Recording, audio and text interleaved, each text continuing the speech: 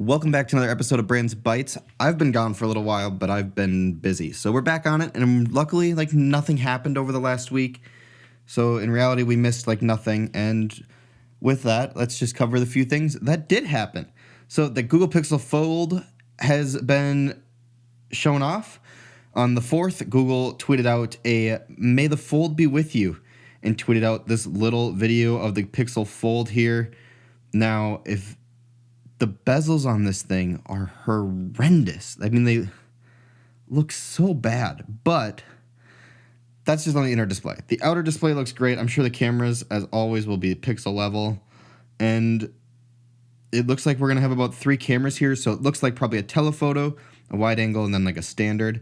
You can see there's even a microphone slot here on the back as well with your flashlight. That said, this actually looks a lot tighter than the Galaxy Fold 4. As in, when it is folded in half, they start it just past that. But I think the gap is actually pretty small on this device. They don't actually show, they don't give away that much. They also don't show us the front display very much either. But the front display, I'm guessing, will have similar bezels to the inside. And I'm kind of sad about the inner bezels here. Kind of wish it went way more to the edge. Maybe they just look bad in this video here. Because my phone's not with me, but the bezels on the Fold 4 just seem like they're smaller, or at least they look smaller. This looks like you're just missing screen real estate here. Maybe I'm wrong, but that's kind of what it looks like. But I'm excited for this. More competitors, especially in North America's market, now that Huawei's not part of it. And you don't really see any of these other companies that are making folding phones in this market. Be great to have Google here. Again, I think it'll be awesome to have Google making these devices as well. For the pure reason of they make Android, and that's what all of folding phones run right now, and there's so many things that just don't feel great on folding phones. But if Google's bringing one, I would expect things like that to come along and do that. Now, the Oppo Find N2 is kind of I believe the closest looking device to this in terms of, this is looking pretty similar. It almost feels like this is kind of what they're going from, not Samsung. But we'll see. I'm interested to see just how much the gap here, or not just the gap, but the crease, how much the crease is going to show up on this device as well. It's always super hard to tell in renders. This actually looks, it feels like it's stretched. It feels like it's stretched res here from what Google showed off. Now, the rumored main camera is a 64 megapixel. It sits along a 12 megapixel ultra wide and a 10 megapixel photo. With a 5x optical. So that'll be great. I've complained that Samsung doing the 3x, it's nice. And with their digital zoom to 30x or whatever, you can read text at a long distance. But other than that, it's not amazing. 5 to 10x, hardware optical zoom, way more interesting to me. So the fact that Google's going 5 is great. Now, Android 13 pre-orders are rumored to start at the end of May in the US, but likely won't be later for the rest of the world. May 10th is supposed to be the date where this is actually coming out. Apparently, Google's going to ask for around $1,700 for its foldable, which be great. I'd love to see so much more competition in this space. Make Samsung have to lower the price of the Fold. I did buy the 4, but I didn't have a Fold before that. If I was on a 3 or 2, maybe if I was on the 2, I would have upgraded to the 4. But if you had the 3, there really was not a reason to upgrade it. It was not that much different. Now, the design looks like it might block dust and liquids from getting in the phone more. So maybe this will be the first folding phone we'll see with an IP67, not an X7, as we do on the Fold 4. But this is exciting. I'm glad that Google's doing this. I'm glad that this isn't just rumors anymore. On the flip side, we probably pretty much know everything about this phone that is going to come out. So, that's going to make for a boring release. But we did get a teaser video on the 4th. May the Fold be with you. And I'm excited for that to come soon. Now, they do have some more pictures on their web. Oh, it's just the same video. Never mind. Of course it is. Why wouldn't it be? I guess we can sign up for updates instead of any longer. I don't think it will be. I think it's cool. I'm glad. And I kind of like the rounded look to these edges, not just square. That looks a little weird, but we'll see what it ends up being. Next up here, we have, if you have an extra $20K, Tesla will take that from you if you have a Model S Plaid. And that is for The track package. Now, the new track package will be available in June. It will unlock a top speed of 200 miles per hour, and it will come in at $15,000 for a carbon ceramic brake kit, or $20K for the brake kit plus wheel and tire components. So some expensive tires and wheels, but if you want to take this baby on the track and you want manufacturer benefit, this is where you're going. Now, this will, in theory, help this car be able to maintain its 1,000 horsepower up to 200 miles per hour in a motor, which is wild. You got to realize these motors are small enough for a person to pick up and carry, and they're packing that amount of power in here. Now, Tesla did release a 10-second little video here. Though that must be kilometers because you ain't hitting that miles per hour in a Tesla, but absolutely wild. I mean, to think that this is a family sedan that's gonna be pretty wild is pretty cray. Now, which can travel 100. This car can travel 187 miles after just 15 minutes at a supercharger, and also will deliver on its promised 0 to 60 time of 1.99 seconds and quarter mile in 9.23. Just amazing numbers. And now, if you want to spend an extra $20K, you can get that top speed just a little higher without worrying about dying because your brakes can't handle it. Now, we have Tesla also just placed a $227 million order for Cybertruck parts from South Korean vendors. Now, as somebody who lives in Austin, Texas, I've seen the Cybertruck around, I won't lie. I've driven by the Gigafactory maybe a couple times and seen it. Now, this is a pretty substantial order. We know that the delivery event is going to be sometime in Q3. Most people are assuming that's September. And it's awesome to finally see this here. I'm so excited to see something like this that doesn't look like a conventional truck end up on the road. I just want some different out there. And I actually like the Cybertruck's look. And I'm excited to see it when it finally shows up and is actually manufactured and being delivered. I'm going to pick one up at some point. I did have a pre-order. I canceled it because I needed a car, and I didn't want, the reason I was going with the Cybertruck was for the 500 plus miles of range. They don't have another car that offers that. And so I went with a gas vehicle because I drive a lot. But I'm excited when this finally is getting delivered, and in 3 or 4 years when it's not back ordered, then I'm picking one up, and I'm so getting one of these. I'm so excited to see these finally hit the road, especially because Tesla is making a profit on their vehicles, and if you're Ford, somehow you're losing $60,000 for every electric vehicle you sell. You're losing, in some cases, more than what the vehicle sold for, which is wild. Now, the company did say that it's going to spend at least $50 billion on electric vehicles between 2022 and 2026. It previously planned to spend $30 billion in 5 years, ending in 2025. So they've substantially upped their spending here. Now, the car maker is on a roll. The Lightning has definitely been a success, at least on the sales end, maybe not on the profit end. But the new vehicle has already received more than 150,000 reservations. They did have that little fire snafu where the batteries were, maybe catching some fire in the production lot. But nonetheless, they got that figured out in their manufacturing again. The Mach-E, I believe, has also done pretty all right for the company. In terms of, if you compare them to Tesla, they look terrible in terms of sales. But if you compare them to other fossil fuel companies making these electric vehicles, they're actually doing pretty great. And so Ford is, competing with Tesla's Model Y with the Mach-E. Again, weird that the Mustang branding was used for that, but here they are. Now, the company is also building 2 battery plants in Kentucky and a third in Tennessee. Ford is, oddly enough, everybody seemed so not willing to compete with Tesla, and now everybody is all in on the same thing. So the Ford Model E is a pit of losses, which is just their electric car division. Now, with that, it appears that the Ford Model E recorded a loss before interest and taxes of $700 million. This is $100 million more than in Q4 of 2022. These margins are also in the red, which allows investors to assess the true cost of activity, is negative 102.1%. This is more than twice as much as fourth quarter of 2022.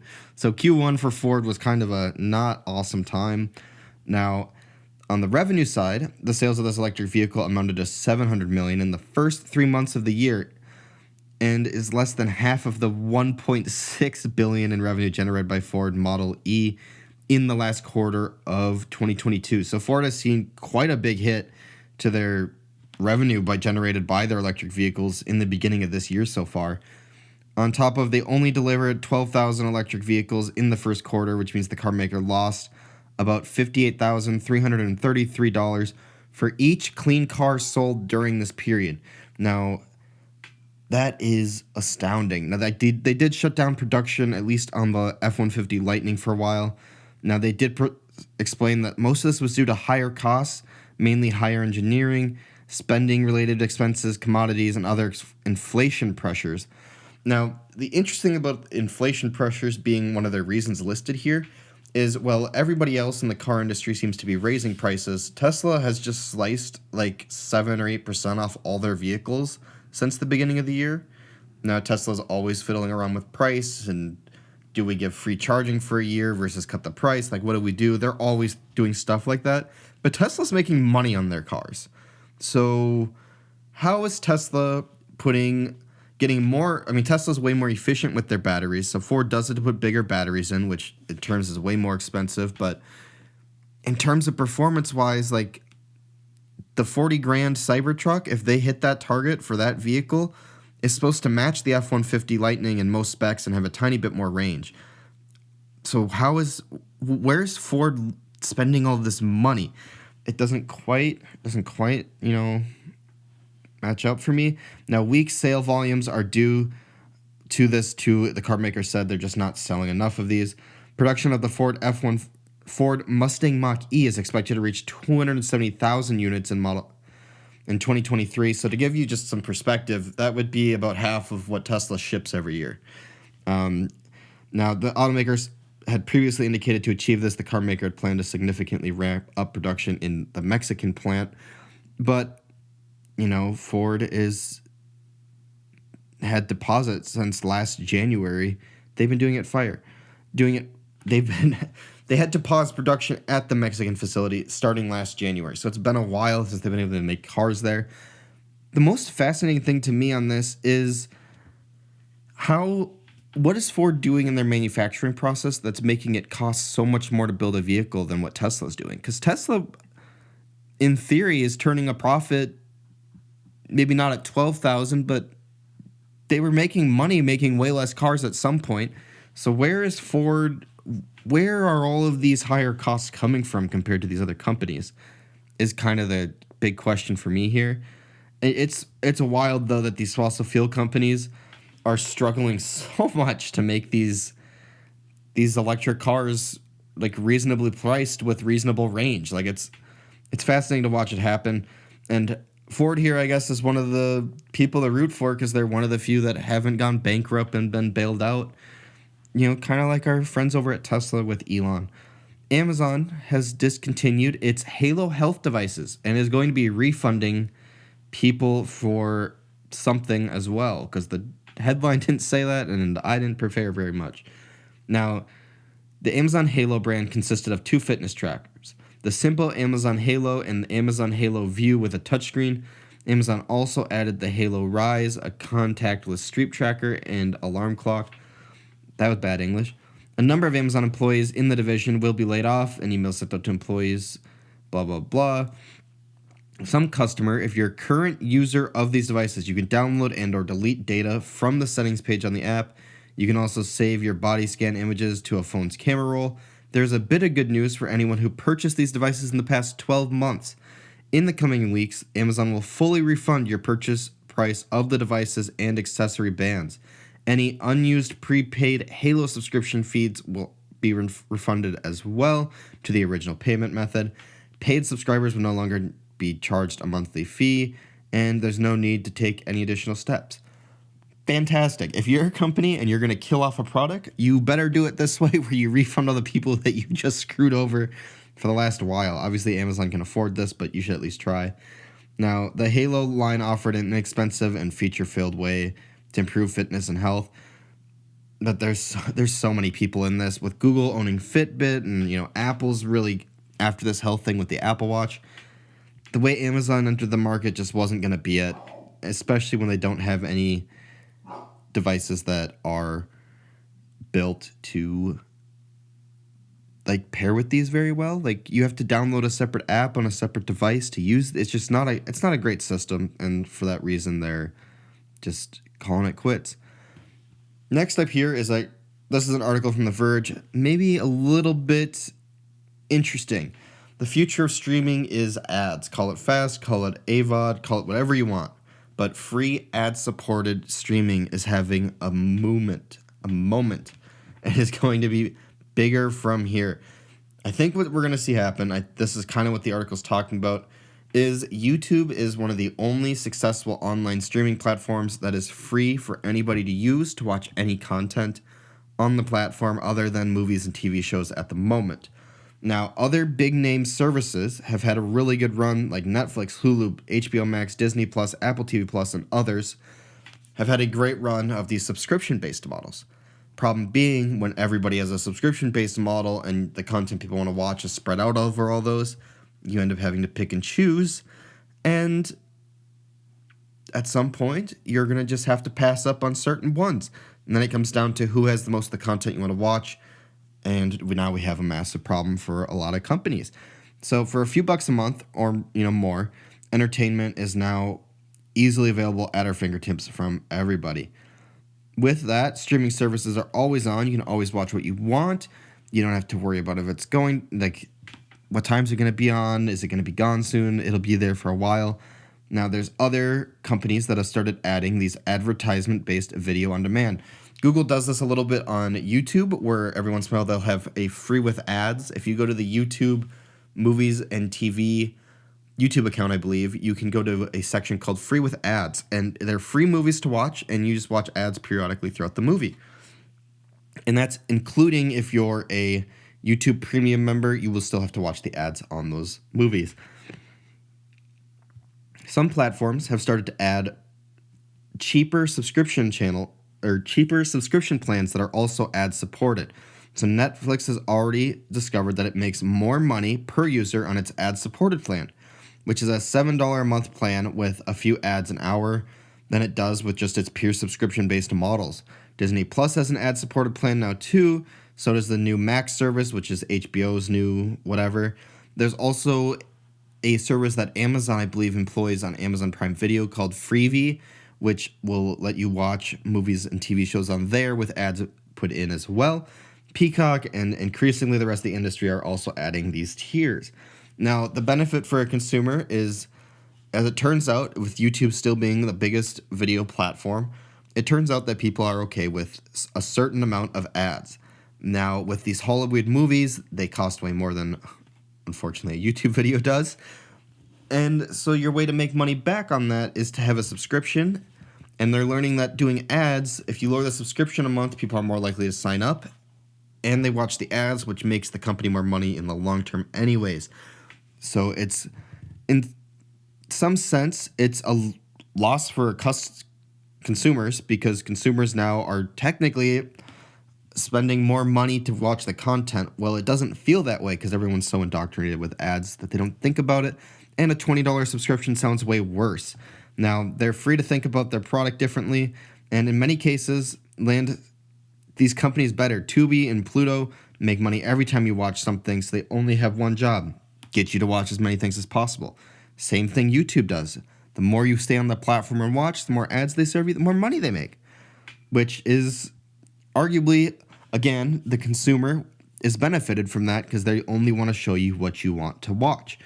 Now, for some of these services, you don't even have to sign up for a subscription. They literally run like YouTube with Hollywood content. We're just going to use Hollywood as our thing here. Now, this is great. This is cool. I'm torn to see how this is going to work. It'll be interesting to see if there will always be a subscription tier that will allow you to skip ads, or if those will go up in price again to match what they're able to do with this ad plus subscription model.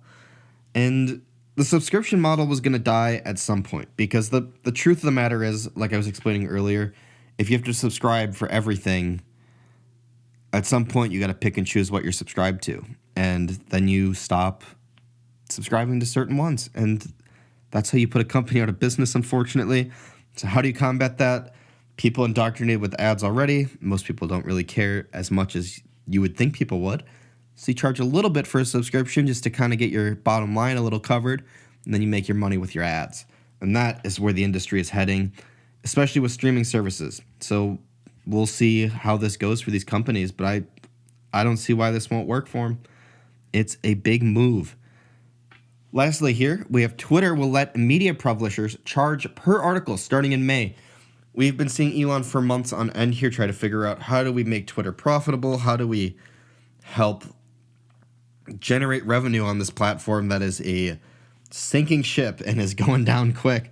And one of the ways he's doing that is with paying for Twitter Blue, which is one of his options here. The next thing he's trying to do is he's actually seeming to want to turn Twitter into a YouTube competitor.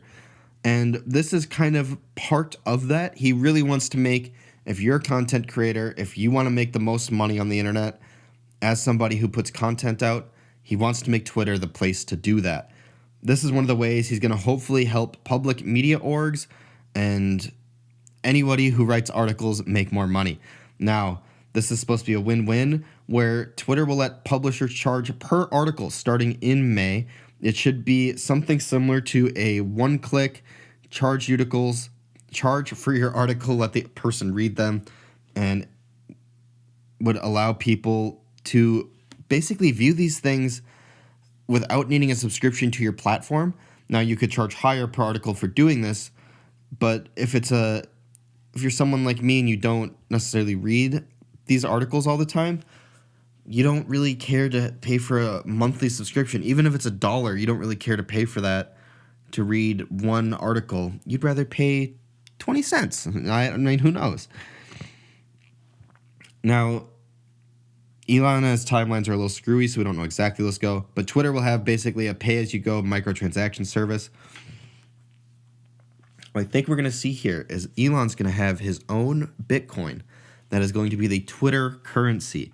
You will pay money to get the Twitter currency. They will take your money, turn it into Twitter coin or whatever he's going to call it, Twitcoin, and then from there, that'll be your one quick way to be able to pay for these articles and view them immediately. And you just have to repay every once in a while. This will be Twitter's way of making good money on this. Now, to be honest, I think this will actually be a good way to do it. It'll be interesting to see what people price these articles at.